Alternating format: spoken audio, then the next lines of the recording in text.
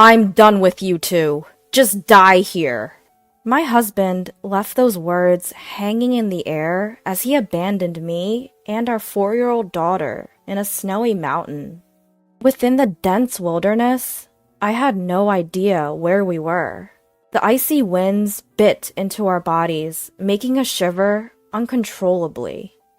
"We just have to follow Grandma," my daughter suddenly exclaimed. I looked in the direction she pointed, but there was no one there.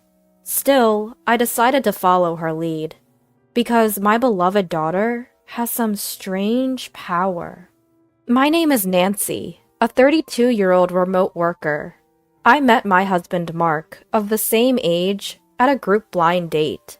Mark was a charismatic entrepreneur since college and a smooth talker. I fell in love with him and decided to get married.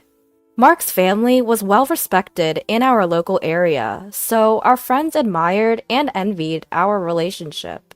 Shortly after our wedding, at the request of my in-laws, we moved in with them. They were kind people, but my mother-in-law required constant care due to her frail health. "Nancy, I heard you are a nurse. My wife is so frail, and I've been so worried. We are grateful that you came into our lives. If I can be of any help, I am more than happy to do so," I replied. I quit my job as a nurse to take care for my mother-in-law and started working from home, as I always wanted. I've always enjoyed web designing and creating websites, so I turned my hobby into my profession. It was a job I could do at my own pace, without any strict deadlines. However, one thing that bothered me was that even after 3 years of marriage, we hadn't been blessed with a child. Mark's business was thriving and expanding, opening branches here and there. But he got carried away with his success, frequently going out and rarely coming home. "Listen, Mark, your mom isn't doing well. You should spend some time with her. I'm sure she wants to see you, even if she doesn't say so." "Huh? You are there for her, aren't you? I'm busy." No matter how much I pleaded for his mother, Mark didn't listen. I wanted to show our child to my bedridden mother-in-law who didn't have much time left, and I felt guilty that I couldn't do that. "I'm sorry we couldn't give you a grandchild yet." "Don't say that. I'm satisfied to have a daughter like you, Nancy." My kind mother-in-law was like my real mother, since I lost my parents at an early age. On days when the weather was good, I would take her for walks in her wheelchair, or make nutritious soft-boiled food that she could have with ease. I did my best to make her life comfortable. One day, she called me to her bedside.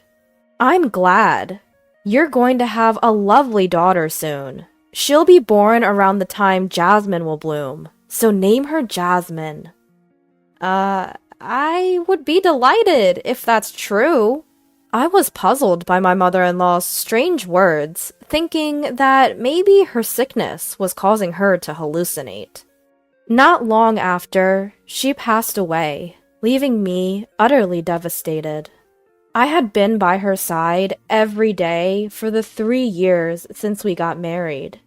Not long after the funeral, I discovered I was pregnant. The due date was in July, the season for Jasmine. Just as my mother-in-law said, it happened, and I was stunned, but more so, I was overwhelmed with joy. I couldn't wait for Mark to come home, so I could share the news. "Mark, listen! I'm pregnant!" "Wait, really? I'm not good with kids.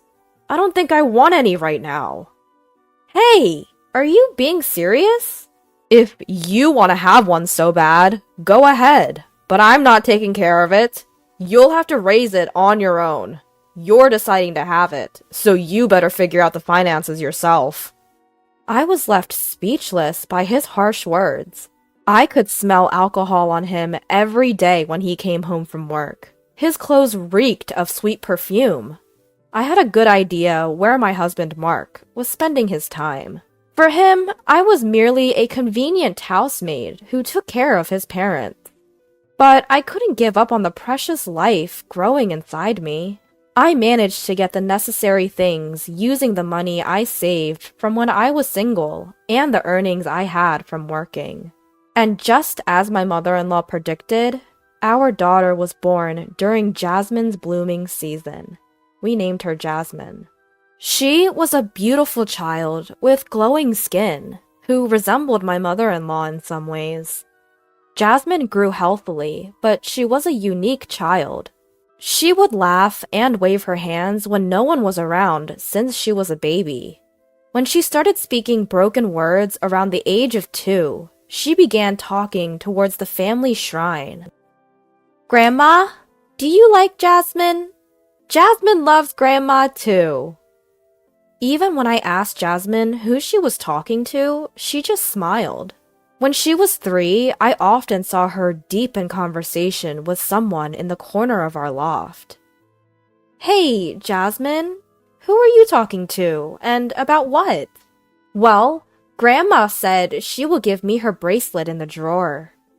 "Grandma did?"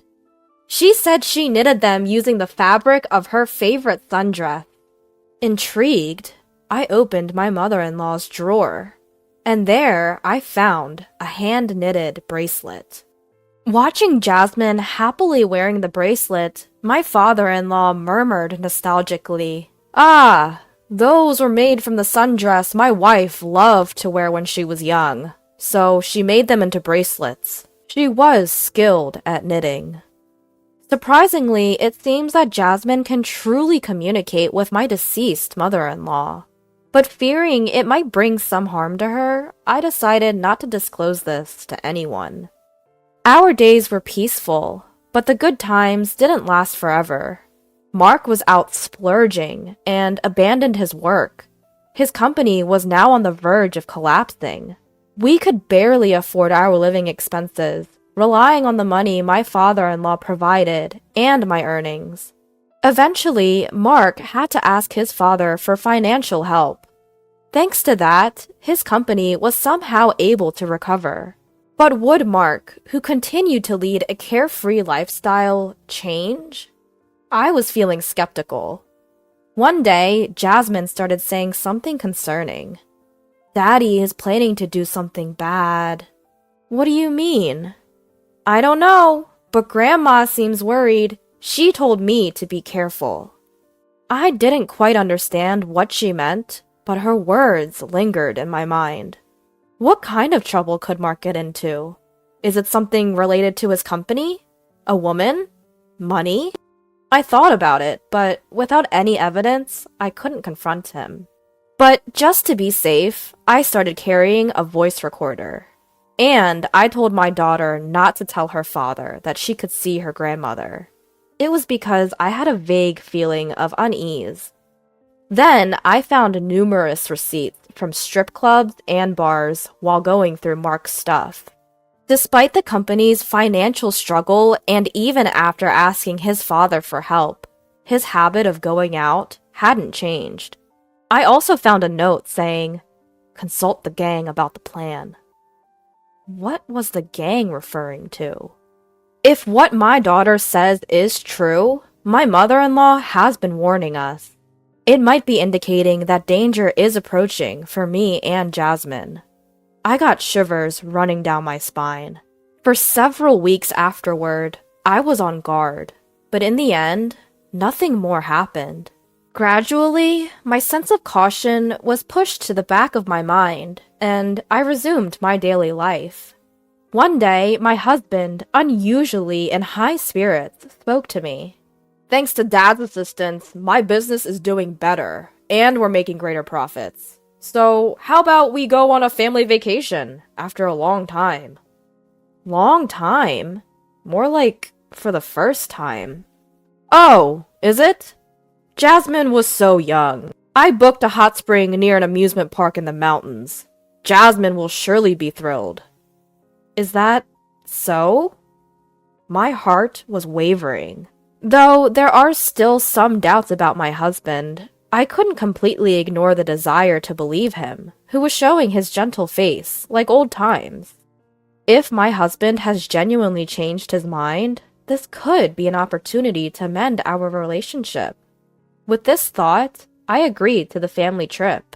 And as I prepared for the trip, I gradually forgot about what my daughter had said and was excited about the long-awaited trip. On the day of the trip, I was surprised to see the rental car my husband had borrowed. It was equipped with snow-tread tires, which made me slightly afraid, thinking we were heading into a snowy mountain. But I couldn't refuse at the last minute, fearing it would spoil the trip and my husband's mood. I quietly sat in the back seat of the car driven by my husband with my daughter. But in hindsight, I should have been more cautious. More than an hour after our departure, it felt like my husband was driving deep into the mountains, saying we were heading to the hot spring. Moreover, there was quite a lot of snow. Soon, we passed by the interstate and started driving on a side road, and I thought something was wrong. "Hey dear, isn't this road strange? Do you think there would be a hotel on a mountain trail that's this off the interstate? Are you sure we're on the right route?" But my husband didn't answer anything and continued driving, his frightening face frowning, looking straight ahead. Feeling anxious, I held my daughter tightly and bit my lip. And then, on the path where there was no road, my husband abruptly stopped the road. "You two are of no use to me anymore. Sleep quietly here." Saying that, my husband dragged me and my 4-year-old daughter out of the car. "Oh, I almost forgot. I'll be taking your phone with me." "Wait, dear!" No matter how much I screamed, my husband ignored me. And the moment he started the car, he turned to us, smirked, and drove away. No way. We were left behind. Snow was falling all around, and we didn't even know where we were in the thick forest. My husband had taken my phone, but I had secretly put a spare one in my backpack. Unfortunately, there was no signal, and I couldn't call for help. Still, from the moment the car left the interstate, I had a bad feeling, and both Jasmine and I were wearing our winter coats and had our backpacks on. Moreover, since it was winter, I had many things packed in my bag, for in case anything happened. Although I thought it would be fine, my daughter Jasmine's words had been lingering in my mind. I had prepared various things just in case, but I never expected this to happen. The wind that blew was as cold as ice, making me shiver down to my core. I took out a disposable hand warmer from my backpack, warmed my body, and calmed Jasmine down by giving her a caramel candy to chew on. Even as I did this, the snow only got worse, and it seemed like we were gonna end up stranded, all alone. What should we do?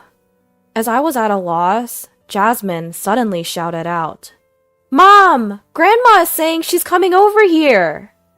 I looked in the direction Jasmine was pointing, but there was nobody there. No, I couldn't see anyone, but it seemed like Jasmine could. "We should do as Grandma says." Jasmine confidently started to walk, and I decided to follow her. After all, she has a mysterious power. That's why I believed we'd somehow make it. I think that's what I wanted to believe. I walked carefully through the accumulating snow, holding Jasmine's hand tightly so as not to slip. "Mom, I see a light! Grandma is telling us to go towards it." Indeed, I could see a light in the direction Jasmine was pointing. We're saved, I thought, feeling like I was about to burst into tears. "Thank you, mother-in-law." I quietly whispered my gratitude to my mother-in-law. Finally reaching a hotel at the foot of the mountains, we decided to rest there to warm up. I had put extra cash in my backpack, so I knew we could stay for a while. And now I began to plan my revenge on my husband. Don't think I'll forgive you for this. I'm going to thoroughly investigate why you wanted us dead, so be prepared. 5 days later, I contacted my father-in-law. My father-in-law was very surprised to hear from me, but when he found out that Jasmine and I were safe, he was very happy and came to pick us up from the hotel. According to my father-in-law, my husband had been telling people that my daughter and I fell into a valley in the snowy mountains and died. I was flabbergasted. On top of that, he apparently said, "We searched, but couldn't find them. It doesn't look like we'll be able to find them until spring. And it's sad to leave it at that, but we're going to hold the funeral first." Despite my father-in-law telling him to wait a little longer, he was going ahead with the preparations. Furthermore, my father-in-law handed me something. With that, I found out a shocking truth. Upon visiting my husband, sure enough, preparations were underway for our funeral.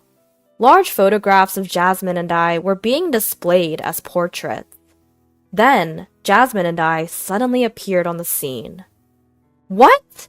How come? The relatives helping with the preparations were shocked, almost dropping to their knees. Stunned and staring wide-eyed at us, my husband blurted out a silly voice.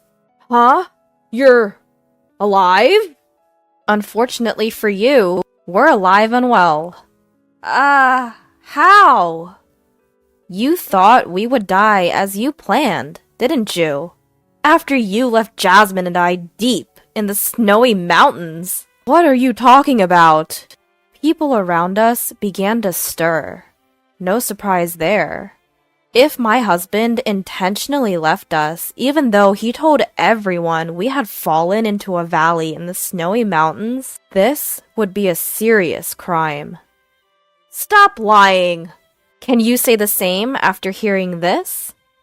I played an audio from the hidden voice recorder I had. "I don't need you guys anymore. Just die here." Mark's voice echoed, and the people present started to stir even more. "I never said that! She's making up lies!" He tried his best to shut me up, but his face was pale and his mouth was trembling. To finish him off, I played a video from my phone.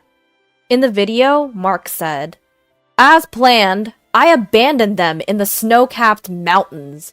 With the life insurance money from my wife and daughter, my company can recover, and I can also enjoy a luxurious lifestyle. Of course, I'll also repay the loan I took from your group with some extra, so please, wait a little."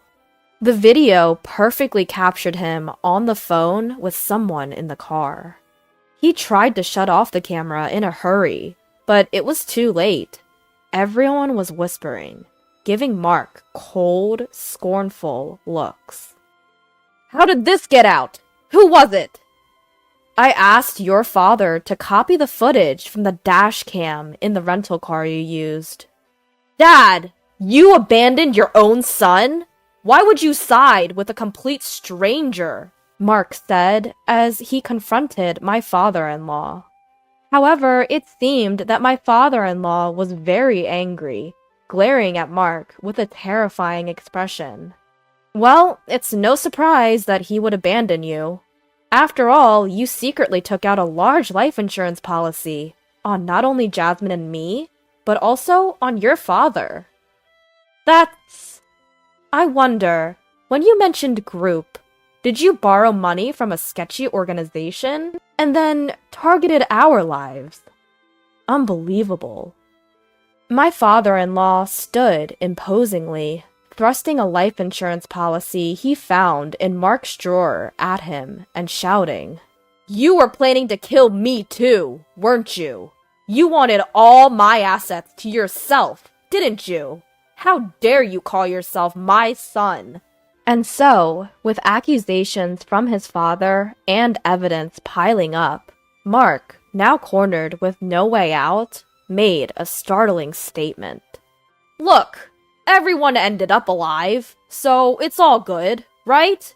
I was forced into doing this by loan sharks. I had it tough too, so forgive me. Don't make me laugh. There's no way I can forgive you. I'll be reporting this to the police. No way! We're a family! You can let this slide, right? Please? And so, Mark got on his knees and bowed in front of us. My father-in-law and I looked at each other in disbelief. I'm sorry. I'll change my ways. Please forgive me. Spare me from the police. I'll turn my life around. With his forehead rubbing against the floor, shedding tears, snot, and drool, Mark made a truly pitiful sight. There's absolutely no way. I'm utterly disgusted with you. You can go to hell. Mark probably expected his apology to solve the situation, though hearing this, he was shocked. One of the relatives who had been listening to our exchange had apparently reported it to the police, and the police arrived to take Mark away. In the end, with all the evidence against him, Mark was convicted of a serious crime for attempting to take the lives of his wife, daughter, and his own father. He will likely be behind bars for a very long time. My husband's company went bankrupt, and it's clear that his life will be miserable even if he gets out from jail, as his family, including my father-in-law, have all turned their backs on him. Furthermore, his friends who led my husband astray have also been arrested. We obviously got divorced, and I won full custody of our daughter, Jasmine. In addition, at the earnest request of my father-in-law, Jasmine and I formed a special adoption bond with him and received his inheritance as a gift while he's still alive. Now we live with my kind father-in-law. He and I enjoy watching over Jasmine's growth. My father-in-law often tells me, "Find a good man and get remarried. I will give you my blessings." But for now, I have no intention of getting married. I am more than happy with my life right now. The other day, Jasmine whispered in my ear, "Grandma says she's glad, but we can't meet her anymore, so she's saying goodbye." It made me a bit sad, but if it means that there's nothing my mother-in-law needs to protect us from anymore, then I guess it's a good thing. Dear mother-in-law, I will protect Jasmine with everything I have. I made a promise to her today as I placed my hands together in front of her grave.